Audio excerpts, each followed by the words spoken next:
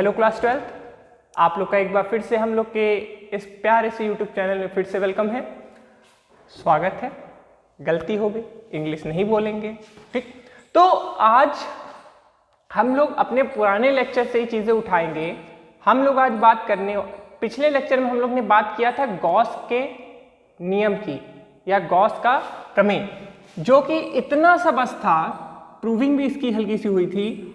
Q बराबर phi बराबर Q upon epsilon not. अब ये जो Q था वो कहां का था? किसी भी वस्तु के अंदर का आवेश, या इंग्लिश में बोले तो नेट चार्ज या कुल आवेश। और ये फाई जो है ये क्या है? ये है हमारा फ्लक्स। क्लियर है? अब देखिए आज जो है, आज हमको बात करनी है गॉस नियम के अनुप्रयोग।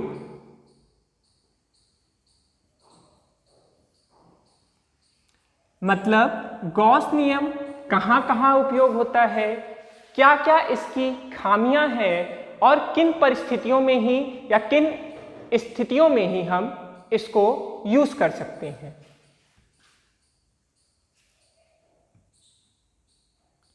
तो हेडिंग डाल लीजिए, गॉस नियम के अनुप्रयोग। फिलहाल पिछले लेक्चर में भी कुछ चीजें, कुछ पॉइंट हमने इसके डिस्कस किए थे, बट आज इसको हम लोग और प्रॉपरली डिस्कस करेंगे, ठीक है। देखिए गॉस नियम लगाने के लिए सबसे विशेष चीज जो है, या जो चीज विशेषतर है, वो क्या है? वो ये बात है कि गॉस नियम लगाने के लिए सबसे इंपॉर्टेंट है कि जिस वस्तु पे भी हम गॉस प्रमेय लगाने वाले हैं वो एक गॉसी पृष्ठ हो। मतलब जिस भी आवेश का हमको, देखिए मेनली जो हमको फ्लक्स निकालना है, फ्लक्स किसका निकालेंगे? आवेश का निकालेंगे। आवेश हो सकता है कहीं खुली अवस्था में हो या हो सकता है किसी पृष्ठ में हो।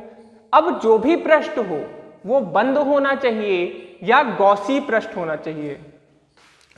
तो क्या लिखेंगे?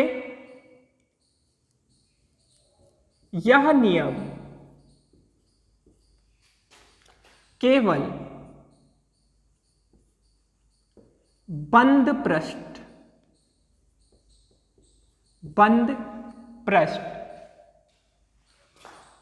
पर ही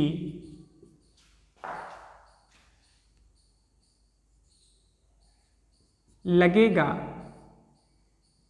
जिसे हम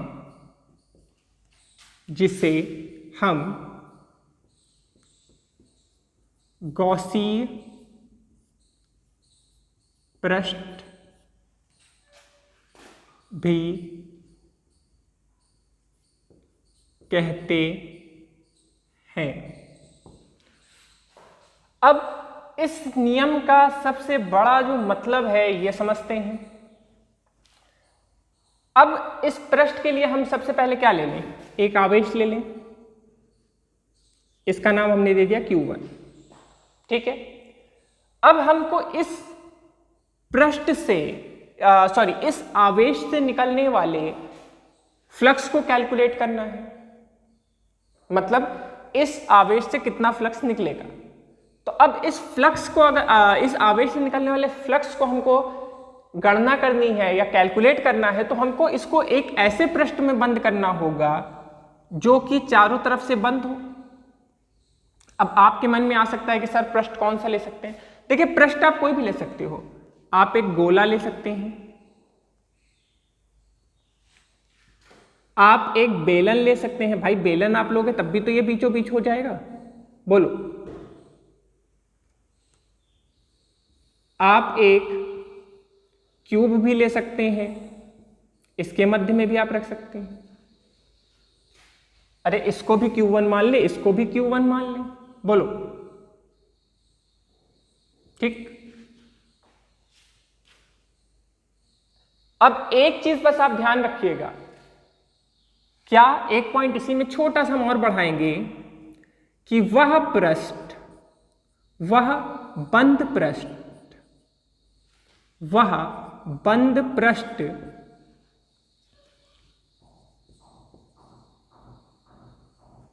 सममिति में होना चाहिए। मतलब देखिए बात समझिए, अब अगर हम इस पृष्ठ की बात करें तो इसको हम, जैसे ये मध्य में है तो इसको हम बराबरी से बांट सकते हैं, इसको हम बराबरी से बांट सकते हैं, इसको हम बराबरी से बांट सकते हैं।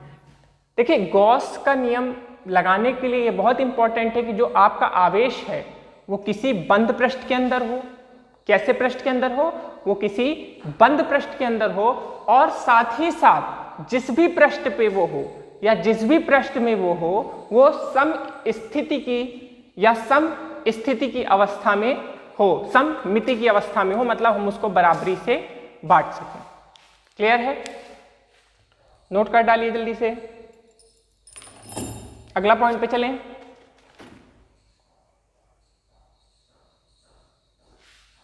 हो गया? अभी समझते चलिए, अभी क्वेश्चन लगाएंगे तो और क्लियर होगा। अभी बस ये समझते रहिए कि कैसे हम कब कब उसका हम यूज कर सकते हैं। ठीक है, हटाएं इसको।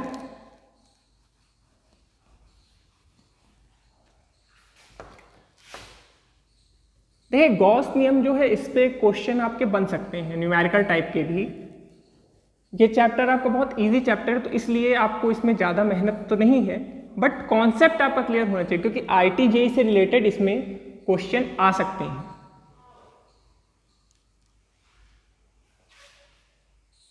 ठीक है,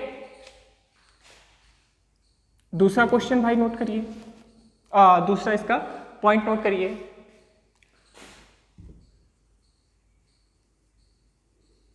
गॉसी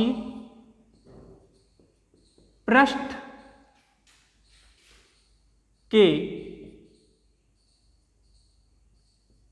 प्रत्येक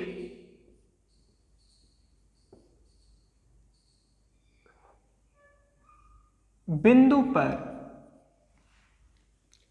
गॉसी पृष्ठ के प्रत्येक बिंदु पर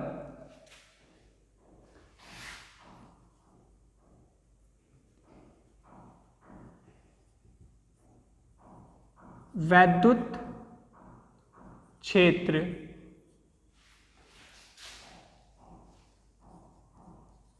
समान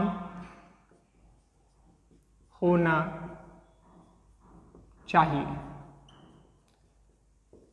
ठीक है, अब जैसे हमारे ये जो गॉसी पृष्ठ है, जैसे मान लीजिए ये बिंदु है, फिर समझते हैं, एग्जांपल लेते हैं। ये एक गोले के अंदर बंद है। अब गोले का कोई भी बिंदु, जैसे मान लीजिए एक बिंदु हमने ये लिया, एक बिंदु ये लिया, एक बिंदु ये लिया, तो यहां पे जो इसका विद्युत क्षेत्र है, विद्युत क्षेत्र को हम किससे दिखाते हैं? ई से दिखाते हैं। तो जो इसका विद्युत क्षेत्र होना चाहिए इसके प्रत्येक बिंदु पे, जैसे पॉइंट 1, पॉइंट 2, पॉइंट 3, ठीक है। तो इस आवेश से, अब आप भी जानते हैं, जैसे हमने आपको पहले बताया था कि कोई जैसे विद्युत आवेश है तो विद्युत आवेश के अंदर से विद्युत क्षेत्र या विद्युत फ्लक्स बनेगा, और ये जो विद्युत फ्लक्स होना चाहिए, ये विद्युत फ्लक्स हमारे प्रत्येक बिंदु पर या प्रत्येक क्षेत्रफल पे, आप क्षेत्रफल भी लिख सकते हैं, हमने आप यहाँ पे बिंदु लिख दिया है, आप इसको क्षेत्रफल भी लिख सकते हो क्योंकि हम क्षेत्रफल भी लेंगे। हाँ, एक चीज ध्यान दीजिएगा, समान क्षेत्रफल होना चाहिए। मतलब मान लीजिए अगर क्षेत्रफल, मान लीजिए आपने इसको बिंदी हटा के हम इतना बड़ा करें तो इतना ही बड़ा ये भी होना चाहिए और इतना ही बड़ा ये भी होना चाहिए। तो इन तीनों क्षेत्रफल पे जो इसका विद्युत क्षेत्र होना चाहिए या विद्युत फ्लक्स होना चाहिए, देखिए विद्युत क्षेत्र ही विद्युत फ्लक्स होता है, ये चीज ध्यान दीजिए, थोड़ा सा परिवर्तन होता है। ठीक है, अगर निश्चित एरिया हो गया या निश्चित क्षेत्रफल हो गया तो वो विद्युत फ्लक्स हो गया, अन्यथा वो विद्युत क्षेत्र हो गया। तो विद्युत क्षेत्र इसका क्या होना चाहिए? ये क्या होना चाहिए? ये भी समान होना चाहिए। नोट कर डालो भाई।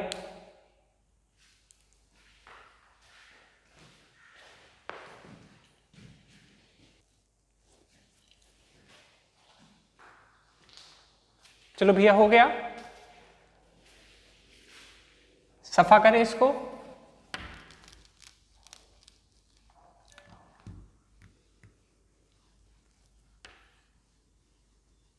तो आप लोग ने गॉस नियम कब यूज करने हैं, दो चीजें समझ ली हैं। पहला क्या था कि जो हमारा गॉस नियम हम तब लगाएंगे जब हमारा जो आवेश है उसके चारों तरफ एक बंद पृष्ठ होगा, और बंद पृष्ठ भी किस अवस्था में होना चाहिए?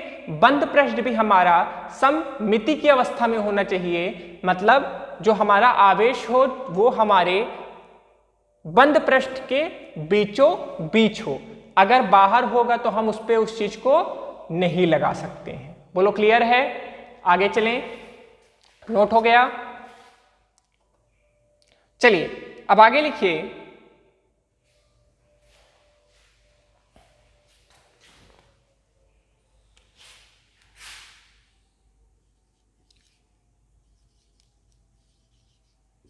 अब ये क्वेश्चन, ये अनुप्रयोग नहीं है, क्वेश्चन मैं आपको दे रहा हूं, प्रश्न करके लिख लीजिए। यदि आवेश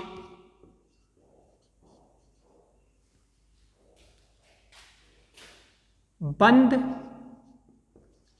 पृष्ठ के बाहर हो तो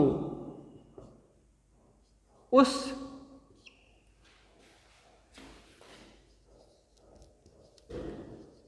आवेश के कारण,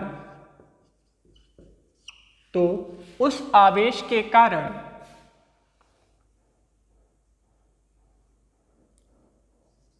उस पृष्ठ से कितना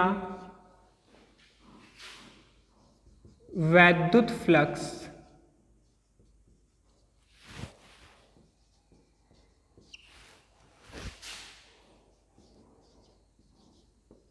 निकलेगा।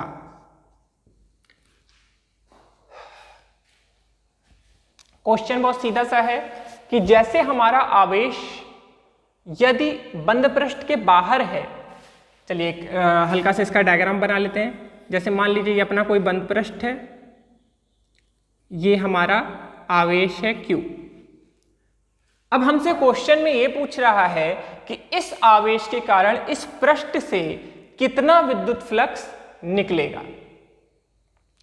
सोच लीजिए, इसके बारे में हल्का सा मैंने आपको पिछले लेक्चर में हिंट दिया था, नहीं भी बताया तो आप लोग के पास पॉज करके सोच लीजिए, और नहीं सोच पा रहे हैं तो फिर आगे इसको देखिए वीडियो को।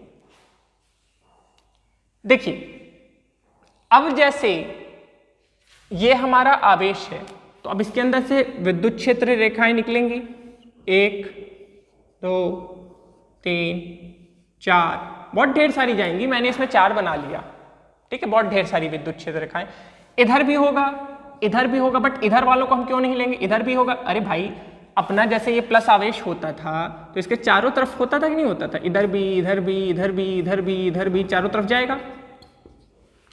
आवेश के कारण चारों तरफ उसके विद्युत क्षेत्र रेखाएं निकलती रहेंगी, लेकिन हम से बंद पृष्ठ के बारे में पूछा है तो केवल हम बंद पृष्ठ की ओर बनाएंगे, बाकी जो है उसको हम क्या कर देंगे, बाकी को हम सफा कर देते हैं। आवेश दिख रहा है, आवेश थोड़ा सुंदर सा प्लस बना देते हैं भाई, लो प्लस से ही तो बाहर निकलता है, ठीक है। अब इसके कारण कितना विद्युत फ्लक्स होगा कैलकुलेट किया जाए। चलिए सबसे पहले इस पे करते हैं, पहले वाले पे, ठीक है। तो फ्लक्स कैलकुलेट करने के लिए आप लोग भी सूत्र जानते हैं, E इंटू ए, या दूसरे शब्दों में लिखें तो E A cos थीटा, ठीक है। अब इस पे देखेंगे तो इस पृष्ठ पे, अब देखिए इसी पहले इस रेखा को लेते हैं, तो इस रेखा में देखिए इस बिंदु पे, बिंदु A और बिंदु B मान लेते हैं। बिंदु A पे जो हमारा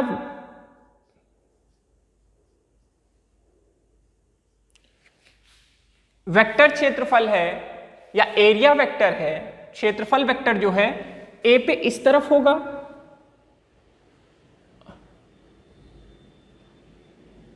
और B पे इस तरफ होगा।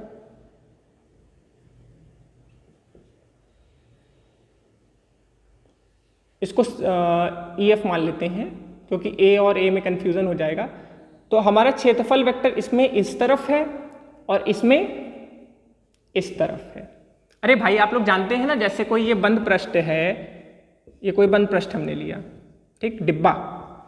अब इसका जो इस चेहरे की बात करें तो इस चेहरे का क्षेत्रफल वेक्टर किधर होगा? इधर होगा। इसका ऊपर होगा, इसका इधर होगा। तो हमेशा क्या होगा? उसके नॉर्मल पे होगा ना, उसके बाहर 90 डिग्री पे होगा। जैसे ये पृष्ठ है तो इसके 90 डिग्री पे, तो 90 डिग्री बाहर, ये है 90 डिग्री बाहर, अंदर की ओर कभी नहीं, 90 डिग्री पे बाहर की ओर। तो इसका इधर होगा, इसका इधर होगा। तो अब यहां पे इसके कारण कितना होगा देखते हैं। जब हम इस बिंदु पे देखेंगे, बिंदु ए पे, ए नहीं सॉरी ई पे, बिंदु ई पे देखेंगे तो ये हो जाएगा ई ए। अब जो हमारा विद्युत रेखा वो तो ऐसे ही जाएगी ना, विद्युत रेखा तो ऐसे ही जा रही है, सीधे जा रही है, ऐसे सीधा, बोलो वो तो सीधा ही जा रही है। तो विद्युत रेखा इधर और क्षेत्रफल वेक्टर इधर, एक इधर एक इधर, कितना हो गया? cos 180। बोलो हुआ कि नहीं हुआ? F पे देखते हैं, E A, अब दोनों एक ही तरफ है,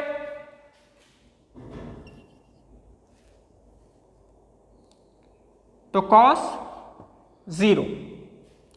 अब आप भी जानते हैं cos 180 का मान -1 होता है, तो माइनस EA, और इसका मान cos 0 का मान 1 होता है, तो EA। अब इसी रेखा के कारण ये दोनों है, तो दोनों को जोड़ देंगे तो फाई क्या हो जाएगा? फाई जो हो जाएगा phi E plus phi F हो जाएगा, ठीक है। अब फाई E का मान कितना है? फाई E का मान है -EA, और फाई F का मान कितना है? +EA।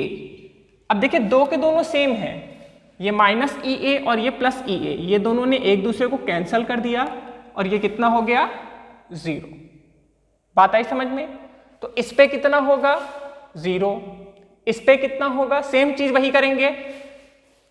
अगर इस बिंदु पे बोलेंगे तो क्षेत्रफल वेक्टर इधर, क्षेत्रफल वेक्टर ऐसे, और हमारा विद्युत क्षेत्र रेखा ऐसे, दो के दोनों एक ही एंगल में है, तो कितना हो जाएगा? 0।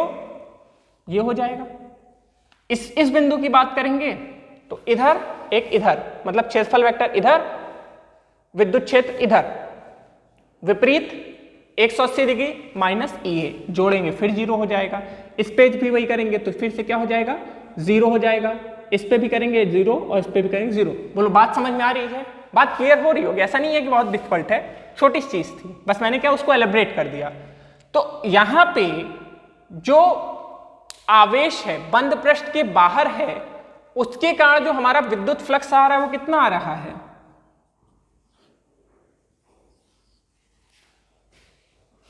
0 ही तो आएगा। अभी भाई हमने एक के लिए प्रूफ करके दिखाया, दूसरे में भी वही होगा, तीसरे में भी वही होगा, चौथे में भी वही होगा, पांचवें में भी वही होगा, जितने भी होंगे सबके लिए वही होगा। तो जब भी कोई आवेश बंद पृष्ठ के बाहर होता है तो उसके कारण पृष्ठ का जो विद्युत फ्लक्स होगा वो क्या हो जाएगा? पृष्ठ का जो विद्युत फ्लक्स होगा वो हमारा 0 हो जाएगा। बोलो क्लियर है? नोट कर लिए? सफा कर दे, नीचे लिख लीजिएगा कायदे से, ये पॉइंट वाइज लिखिएगा।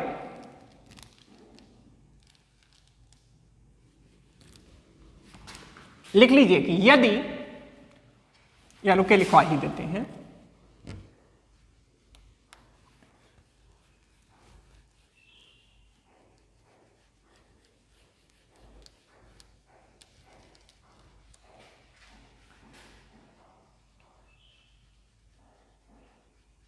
लिखिए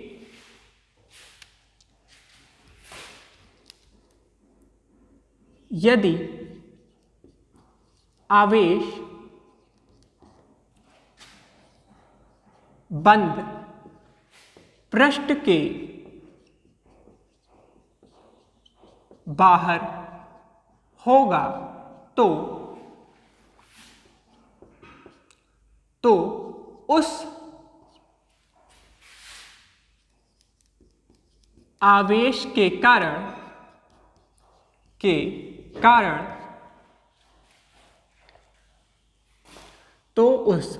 के कारण वैद्युत फ्लक्स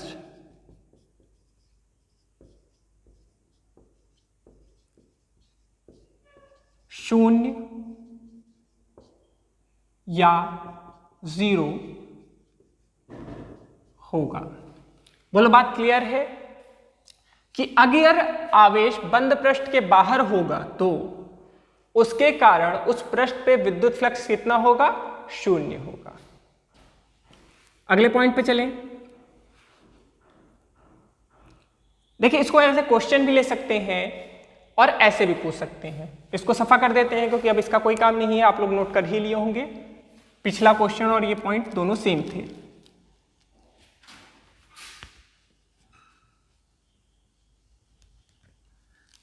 चला जाए आगे।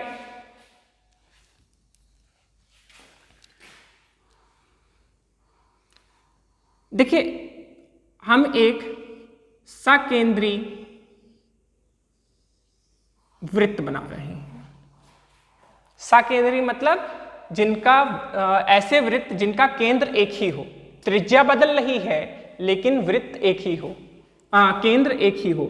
जैसे मान लीजिए इसका जो त्रिज्या है इसको r मान लें, इसकी त्रिज्या को हम 2r मान लें और इस बाहर वाले की 3r मान लें। एक और बना दें। बुक में वैसे 3 ही दिया रहता है, मैक्सिमम बुक्स में r 2r 3r ही दिया है। चलिए इतना ही लेते हैं। अब बताइए क्वेश्चन, इसको हम ऐसे भी लिख सकते हैं।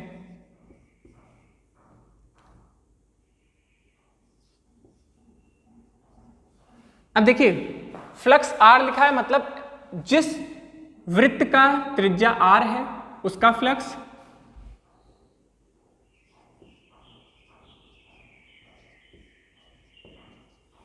तो इसमें क्या दिखा रहा है? इसका ज्यादा है, फिर इसका, फिर इसका। मतलब सबसे ज्यादा जो फ्लक्स होगा वो इस वाले गोले में होगा, फिर इसमें होगा और फिर इसमें होगा।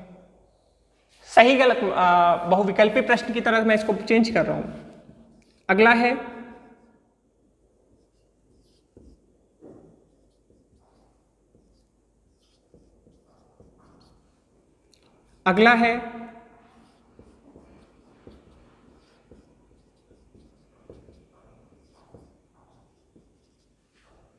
अगला है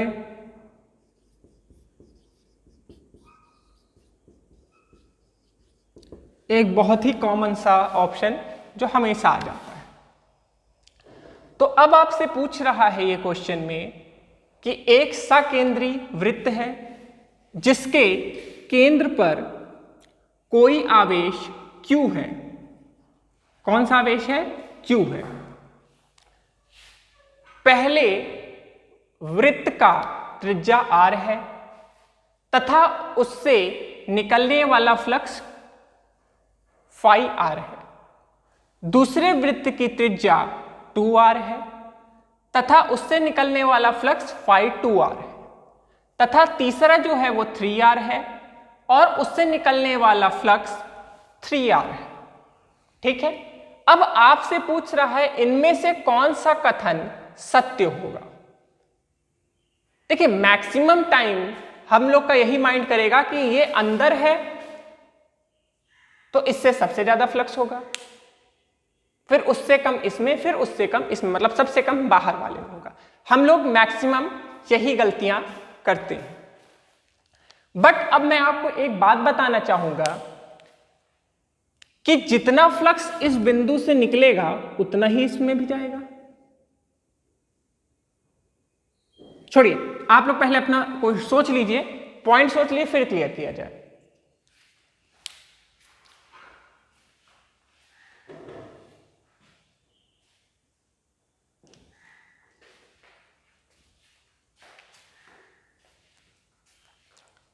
हो गया?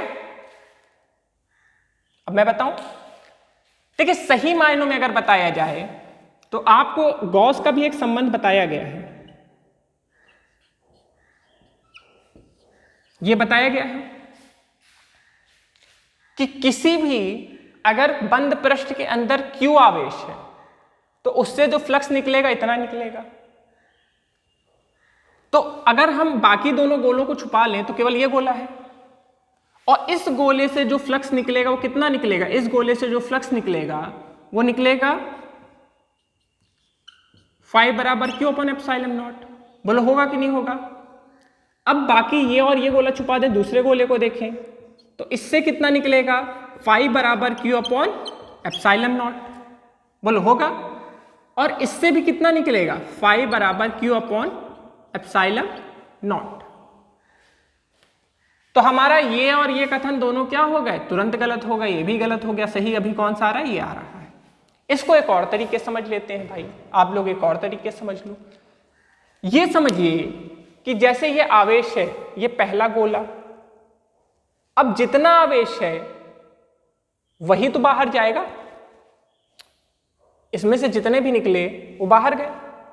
फिर इसके बाद अगला गोला है, उतने ही उतने ही फ्लक्स जो हैं या उतने ही विद्युत रेखाएं दूसरे से भी गई, उतने ही विद्युत फ्लक्स दूसरे से भी निकले, और उसके बाहर भी एक है, उतने ही तो दूसरी तरह से भी निकले। अरे भाई जितना यहां पे फ्लक्स इससे निकला वो इससे भी गुजरेगा और इससे भी गुजरेगा, तो जितना फ्लक्स इसमें था उतना ही इसमें है और उतना ही इसमें है। क्या कोई चेंज होने की गुंजाइश है, कुछ कम ज्यादा होने की गुंजाइश, कुछ नहीं। जितना इसमें उतना ही इसमें और उतना ही इसमें। बोलो क्लियर है। तो हमारा कौन सा कथन सत्य होगा, तीसरा वाला। इसी पे एक और क्वेश्चन करेंगे, सफा कर दें।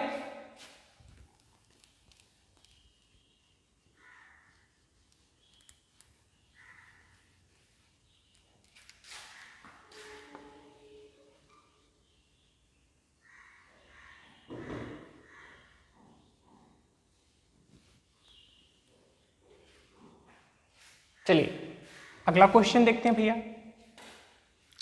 अब जैसे अब आप समझो बेटा कि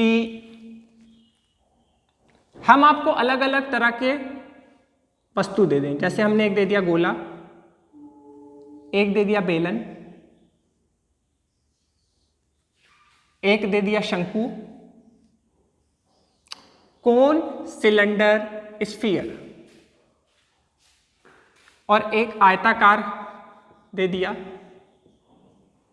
जिसको हमने दे दिया नाम क्यूब। इसके मध्य पे आवेश है Q,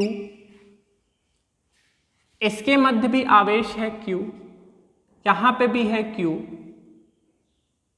और यहां पे भी है Q।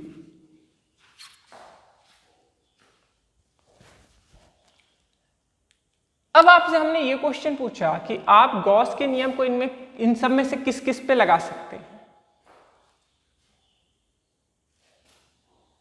क्वेश्चन मेरा ध्यान से समझिए, और इसके पहले जो अनुप्रयोग के पहले दूसरे पॉइंट थे उन्हीं का यूज है यहां पे, कि इनमें से किस किस पे आप